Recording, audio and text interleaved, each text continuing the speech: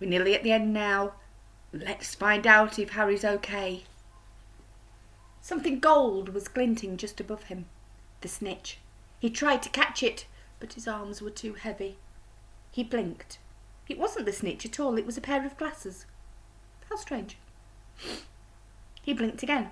The smiling face of Albus Dumbledore swam into view above him. "Good afternoon, Harry," said Dumbledore.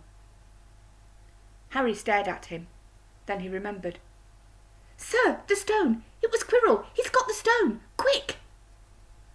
"Calm yourself, dear boy. You are a little behind the times," said Dumbledore. "Quirrel does not have the stone." "Then who does? Sir, Harry, please relax, or Madame Pomfrey will have me thrown out." Harry swallowed and looked around him. He realised he must be in the hospital wing.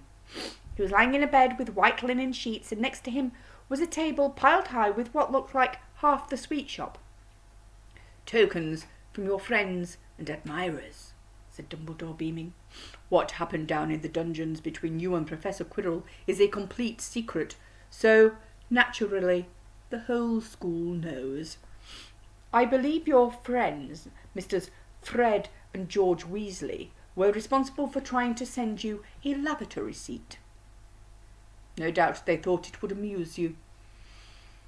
Madame Pomfrey, however, thought it might be very unhygienic and confiscated it.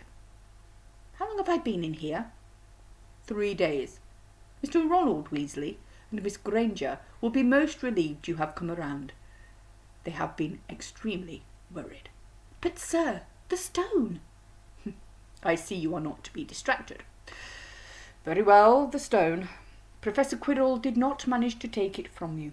I arrived in time to prevent that, although you were doing very well on your own, I must say." "You got there? You got to Hermione's owl?" "We must have crossed in mid-air.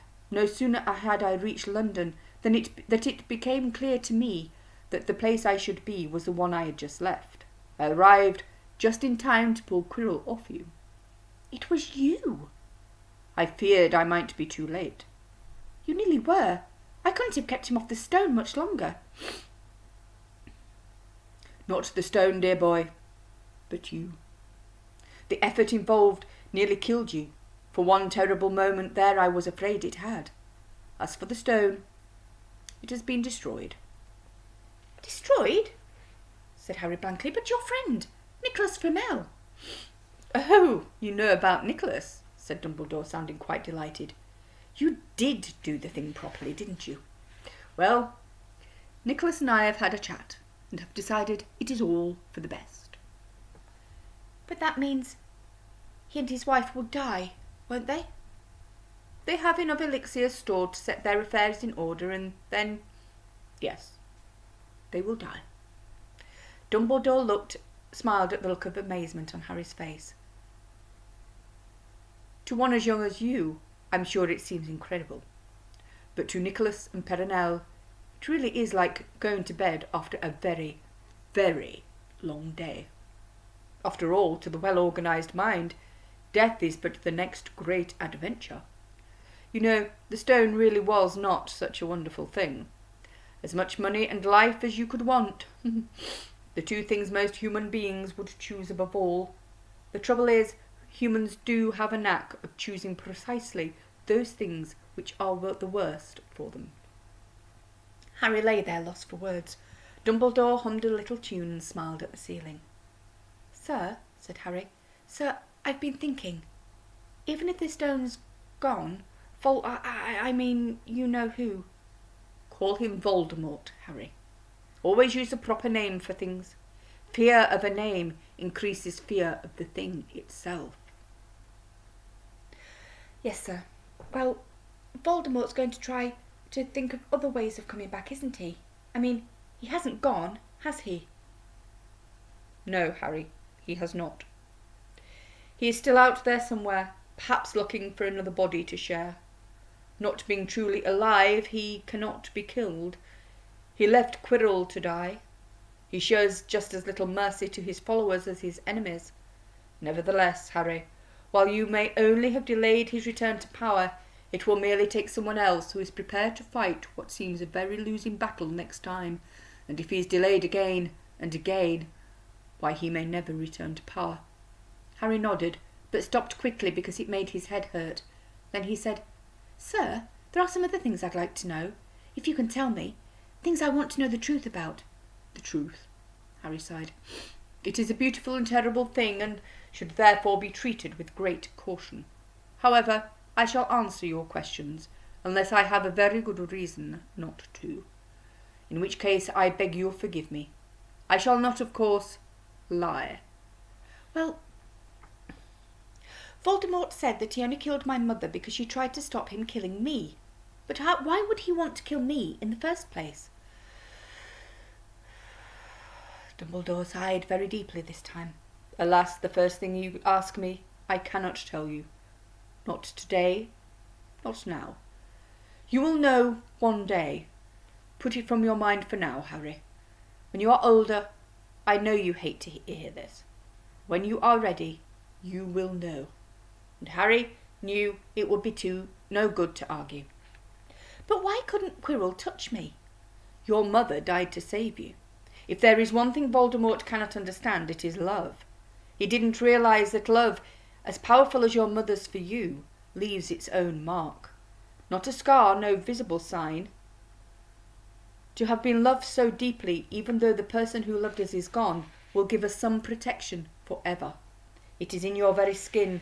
Quirrell, full of hatred, greed and ambition, sharing his soul with Voldemort, could not touch you for this reason. It was agony to touch a person marked by so much good." Dumbledore now became very interested in a bird out on the windowsill, which gave Harry time to dry his eyes on the sheet.